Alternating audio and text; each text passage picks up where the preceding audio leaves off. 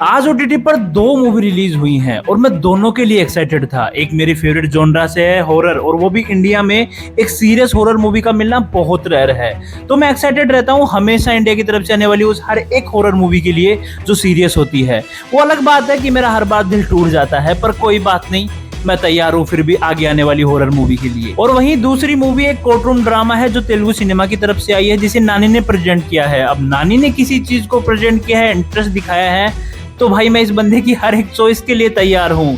बंदे की चॉइस हमेशा से मुझे बहुत पसंद थी। करते हैं उसके बारे में भी बात, लेकिन सबसे पहले अपनी फेवरेट जॉनरा की आई मूवी की बात करते हैं, जिसका नाम है छोरी 2।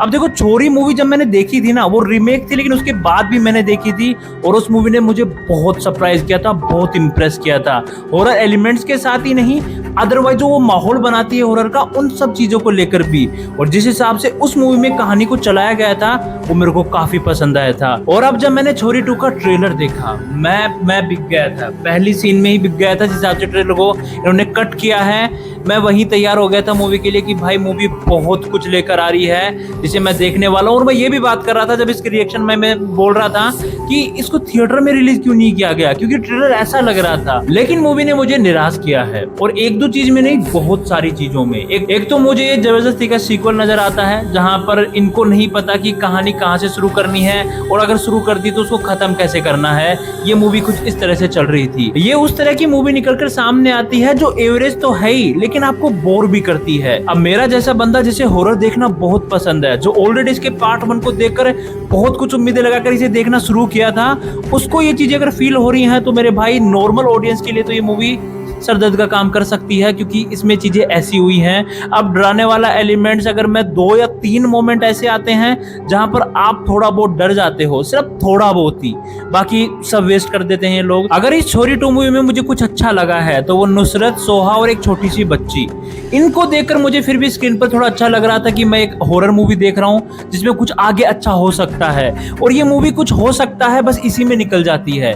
आपको पूरी तरह से तैयार कर दिया जाता है भाई कि हाँ अब कुछ होगा, अब कुछ होगा, लेकिन ना, सब वेस्ट। वो जब आता है मोमेंट तो आप, अरे यार ये क्या दिखा दिया, ऐसा वाला सीन हो जाता है आपके साथ। और जैसे मैंने आपकी स्टार्टिंग में बोला कि इनको नहीं पता कि कहानी शुरू करने के बाद इसको खत्म कहाँ करना है, तो इसका क्लाइमैक्स कुछ इस तरह से था, जहां पर भाई इन लोगों ने कहीं तुम्बाड़ से इंस्पायर होकर ऐसा कुछ बनाया कि एक रूम बना देते हैं, उसमें ऐसा कुछ रखते हैं और उसको इस तरह से खत्म करते हैं। तो नहीं, इनके पास कोई प्रॉपर प्लान नहीं था शायद। इस मूवी को देखकर तो मुझे यही लग रहा है। तो जिन भाई बहनों को मेरी तरह हॉरर मूवी देखना पसंद है, तो इसको अगर देख रहे हो तो उम्मीदों को बहुत नीचे कहीं गाड़ देना, तब जाके लगे कि आपको कुछ देख लिया, या फिर थोड़ा बहुत 1-2 मोमेंट पसंद आ जाए तो कोई बात। अब चलते हैं अपन अगली मूवी पर, जो अपने क्लाइमैक्स तक जाते जाते आपकी आंखें तो नम कर ही देती है, साथ में आपको बहुत कुछ सिखाती भी है और थोड़ा सा अवेयर भी करती है चीजों को लेकर कि आपको इन चीजों का ध्यान रखना चाहिए। जहां नानी ने इसे प्रेजेंट किया है, तो मैं वैसे ही एक्साइटेड हो जाता हूँ नानी का नाम सुनते ही। भाई बंदे की स्क्रिप्ट चॉइस देख लो,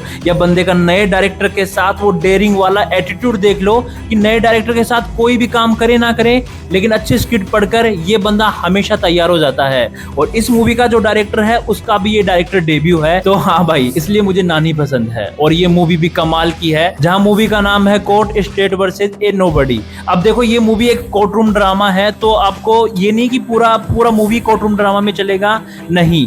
इस मूवी की खासियत यही है, आपने अभी तक जितने भी कोर्ट रूम ड्रामा देखे हैं, ये उनसे बहुत अलग और बहुत यूनिक सा कॉन्सेप्ट है, जहां स्टार्टिंग में कहानी थोड़ा अलग तरीके से शुरू होती है, आपको एक लव स्टोरी नजर आती है। अब ये कैसे आगे जाकर एक पॉक्सो एक्ट के जरिए इस कोर्ट रूम ड्रामा का हिस्सा बनती है, ये मूवी बहुत ही खूबसूरत तरीके से दिखाती है। इसकी स्टोरी टेलिंग से लेकर इसकी जो डायलॉग की राइटिंग है, या फिर इस पूरी मूवी को जिस हिसाब से चलाया है, वो सब बहुत परफेक्ट तरीके से काम करता है, जिसे आप एकदम खुद को जोड़े हुए फील करते हो। और इसी वजह से आप हर एक कैरेक्टर के इमोशन से कनेक्ट होते हो, उनके उस दर्द को समझते हो कि इनके साथ कितनी तकलीफ और कितना गलत हो रहा है। और यहीं पर मूवी जीत जाती है, क्योंकि एक कोर्ट रूम ड्रामा, क्राइम या किसी ट्रू इवेंट से इंस्पायर वाली मूवी अगर खत्म होने के बाद भी आपके दिमाग में घूम रही है, तो हाँ, मूवी ने अपना काम कर दिया। तो यहाँ भी चीजें आपके दिमाग में चलती रहती है मूवी के बाद, कि क्या करना चाहिए, क्या नहीं करना चाहिए, कितना ध्यान रखना चाहिए और किसको क्या समझाना चाहिए। मूवी 2 घंटा 35 मिनट की है, लेकिन इसे ना भी 1 मिनट के लिए भी खींचा गया है, और ना ही इसमें ऐसा कुछ भी ऐड किया गया है कि आपको इंटरेस्ट दिलाने के लिए मूवी से